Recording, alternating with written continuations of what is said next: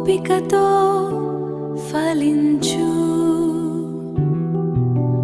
ఓపికతో ఫలించు. వాక్యము విని దానిని అంగీకరించి, వాక్యము విని దానిని అంగీకరించి ముప్పదంతలుగా, అరువదంతలుగా, నూరంతలుగా ఫలించు.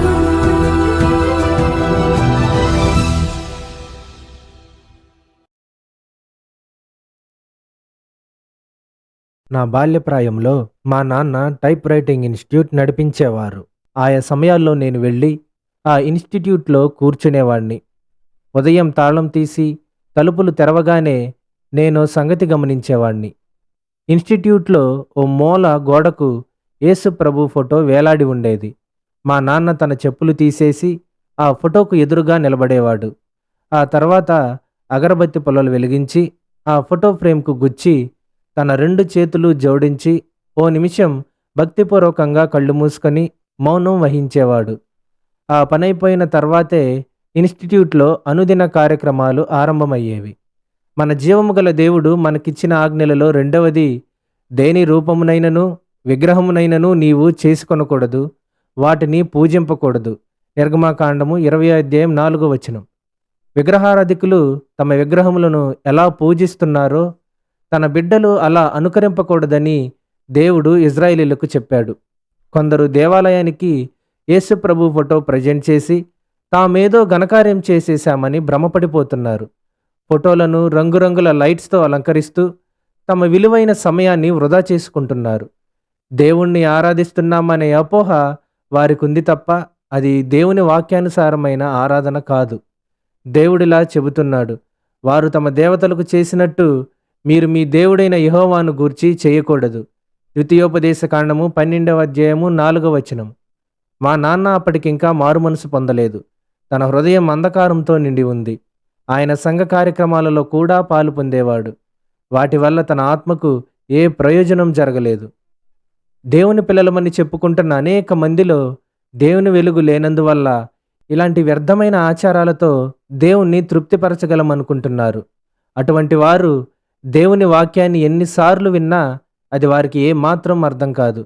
యేసు తన ఉపమానాలలో దేవుని వాక్యాన్ని విత్తనంతో పోల్చాడు. విత్తువాడు విత్తనాలు విత్తుచుండగా కొన్ని త్రోవ పక్కన పడెను. పక్షులు వచ్చి వాటిని మింగివేసెను. కొన్ని చాలా మన్నులేని రాతి నేలను పడెను. అక్కడ మన్ను లోతుగా ఉండనందువల్ల అవి వెంటనే మొలిచెను గాని అవి మాడి వేరు లేనందున ఎండిపోయెను. కొన్ని ముండ్ల పొదలలో పడెను. ముండ్ల పొదలు వాటిని అణిచివేసెను. కొన్ని మంచి నేలను పడి ఒకటి 100 ఒకటి 60 ఒకటి 30 ఫలించెను. మత్తయి సువార్త 13:3-8. విత్తబడ్డ విత్తనాలు 4 రకాల నేలలో పడెను. 4వ రకపు నేల అనగా మంచి నేలపై పడ్డ విత్తనాలు ఫలించాయి. మొదటి 3 రకపు నేలల్లో పడ్డ విత్తనాలు ఫలించలేదు. ఎందువల్ల? విత్తనాలలో తేడా ఏమీ లేదు. వాక్యం వినేవారిని వారి వారి హృదయ పరిస్థితిని బట్టి యేసు అలా విభజించాడు. భూమికి విత్తనాలను మొలకెత్తించే ఆశ్చర్యమైన శక్తి ఉంది. అలాగే వాక్యాన్ని ఫలింపజేసే శక్తి మానవ హృదయానికి ఉంది. మొదటి రకపు నేల, త్రోవ ప్రక్క నేల. మనుషులు నడుస్తుండగా ఆ నేల గట్టిపడిపోయింది. అదే త్రోవగా తయారైంది. ఆ నేల దున్నబడలేదు గనుక విత్తనం ఆ నేలపై పడగానే ఆకాశ పక్షులు వచ్చి ఆ విత్తనాలను మృంగివేశాయి. అనేక మంది హృదయాలు ఈ త్రోవ వలనే గట్టిపడిపోయాయి. వారి క్రైస్తవ ఆచారాలు, అలవాట్ల వల్ల వారి హృదయాలు మందగిలిపోయాయి. వారు క్రమంగా గుడికి వెళ్తారు మరియు కానుకలిచ్చి సంఘ కార్యక్రమాల్లో పాలు పొందుతున్నందువల్ల మానసికంగా ఒక రకమైన తృప్తి కలిగి ఉంటారు గాని వారి జీవితాల్లో ఆత్మఫలాలు లేవు. ఈ రకం మనుషుల వల్ల దేవునికి సంతోషం లేదు. కొందరు ప్రభుబల్లలో పాలు పొందుతారు. అంతేకాదు గుడ్ ఫ్రైడే ఆచరిస్తూ ప్రభువు పట్ల ప్రగాఢ దుఃఖాన్ని వెళ్ళబుచ్చుతారు. ఇంకా క్రిస్మస్ అలంకరణల్లో మరియు పండుగ కార్యక్రమాల్లో బహు సంబరపడిపోతూ తమ ఆత్మ పరిస్థితి గురించి ఏమాత్రం అవగాహన లేకుండా ఉంటారు. క్రైస్తవ భక్తి అలవాట్ల వల్ల వారి హృదయాలు బీడు భూములుగా మారాయి. అవి వారికి నరకానికి బాట వేస్తున్నాయనే సంగతి వారికి తెలీదు. ప్రభువు ఇలా సెలవిస్తున్నాడు, ఈ ప్రజలు నోటి మాటతో నా యొద్దకు వచ్చుచున్నారు, పెదవులతో నన్ను కనపరుచుచున్నారు గాని తమ హృదయమును నాకు దూరము చేసుకొని ఉన్నారు. వారు నా ఎడల చూపు భయభక్తులు మానవుల విధులను బట్టి వారు నేర్చుకొనినవి. యెషయా గ్రంథము 29వ అధ్యాయము 13వ వచనం. ఓసారి ఓ సహోదరునితో నేను మాట్లాడుతున్నాను. అతడు తాను ఒక విశ్వాసినని చెప్పుకున్నాడు గాని అతనిలో ఆత్మఫలాలు కనబడలేదు. అతని కొరకు నేను ప్రత్యేకంగా ప్రార్థన చేశాను. అతనిలో అన్య చీకటి ఉందని దేవుడు నాకు చూపాడు. ఓ రోజు అతనితో నేను మాట్లాడుతూ ఇలా ప్రశ్నించాను, నువ్వు దసరా మామూళ్ళు తీసుకుంటావా? తీసుకుంటానన్నాడు. నీవు క్రైస్తవుడు కదా, ఎలా తీసుకుంటావు? తిరిగి అడిగాను. దసరా మామూళ్ళు తీసుకోకూడదని నాకెవరూ చెప్పలేదన్నాడు. అతడు ఇది వరకు ఓ క్రైస్తవ గుంపుతో సహవాసం కలిగి ఉండేవాడు. అతడు తన దృష్టిలో తాను నీతిమంతుడే. ఈ అన్య ప్రభావము అతనిలో ఉన్నందువల్ల ఆత్మ సంగతులు అతనికి అర్థమయ్యేవి కావు.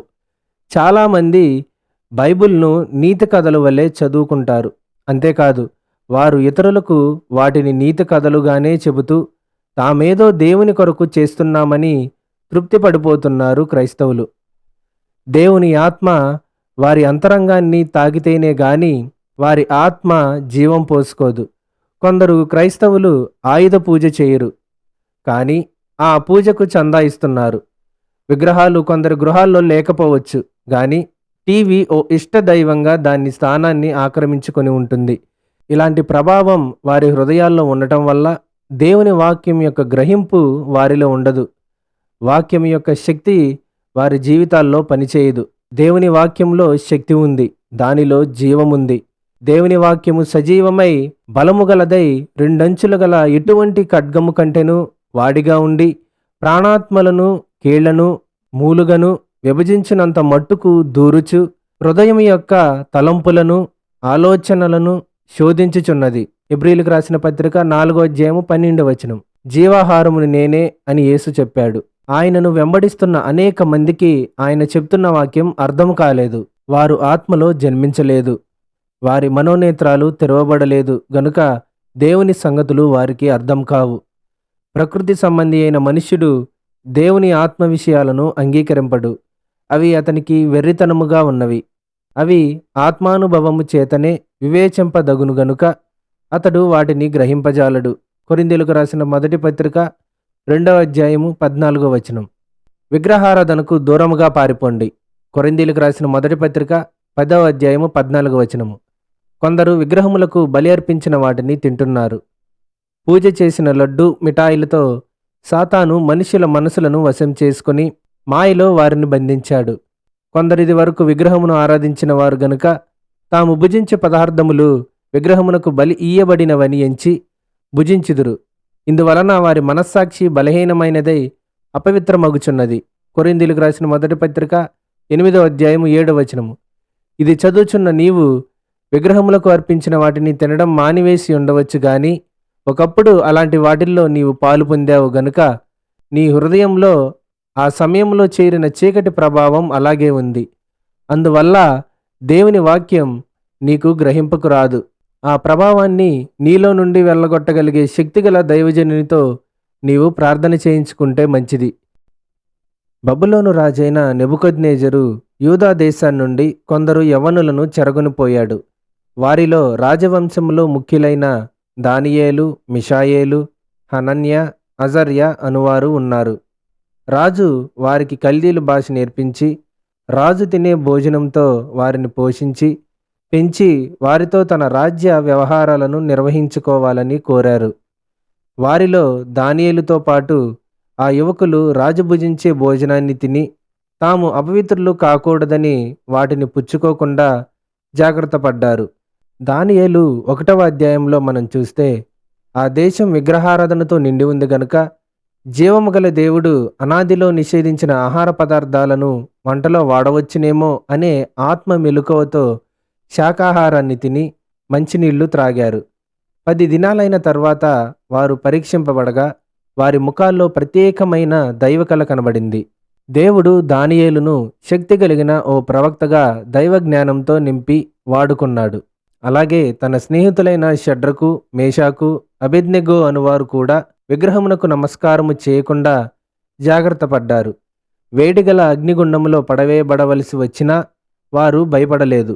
దానియేలు 3వ అధ్యాయంలో మనం చూస్తే దేవుడు విగ్రహ పూజ చేయొద్దన్నాడనే సంగతి వారెరుగుదురు. దేవుడు వారిని అగ్నిగుండము నుండి తప్పించుటయే గాక వారిని ఆ విగ్రహారాధికులందరి ఎదుట గనపరిచాడు. ప్రకటన గ్రంథంలో వ్రాయబడ్డ తుయతైరా సంఘానికి యేసు ఎలా సెలవిచ్చాడు? నీ మీద తప్పు ఒకటి మోపవలసి ఉన్నది. తాను ప్రవక్తినని చెప్పుకొనుచున్న యెజబేలను స్త్రీని నీ ఉండనిచ్చుచున్నావు. జారతొమ్ము చేయుటకును విగ్రహములకును బలి ఇచ్చిన వాటిని తినుటకును అది నా దాసులకు బోధించుచు వారిని మోసపరుచుచున్నది. ప్రకటన గ్రంథము 2వ అధ్యాయం 20వ వచనము. పెర్గము అనే మరో సంఘాన్ని కూడా యేసు ఇలా హెచ్చరించాడు. విగ్రహములకు బలి ఇచ్చిన వాటిని తినునట్లును జారతము చేయునట్లును ఇజ్రాయేలీయులకు ఉరియొడ్డుమని బాలాకునకు నేర్పిన బిలాము బోధను అనుసరించువారు నీలో ఉన్నారు. ప్రకటన గ్రంథము 2వ అధ్యాయము 14వ వచనం. మారు మనసు పొందవలెనని యేసు వారిని హెచ్చరించాడు. కొందరు యేసు తల్లి అయిన మరియను పూజిస్తున్నారు. మరియ పవిత్ర స్త్రీ అని సాధారణంగా అందరూ ఒప్పుకుంటారు గాని ఆమె దేవత కాదు. ఆమె మనందరి వలె జన్మించింది. తన జీవితాన్ని ఆదర్శప్రాయంగా మనం తీసుకోవచ్చు, కానీ విగ్రహాన్ని చేసి పూజ చేయకూడదు. ఆరాధన విలువలతో ఆ ఫోటోను వ్రేలాడగట్టకూడదు. దేవుడిలా సెలవిచ్చాడు, మరి ఎవనికిని నా మహిమను నేనిచ్చువాడను కాను. నాకు రావలసిన స్తోత్రమును విగ్రహములకు చెందనీయను. యెషయా గ్రంథము 42వ అధ్యాయము 8వ వచనం.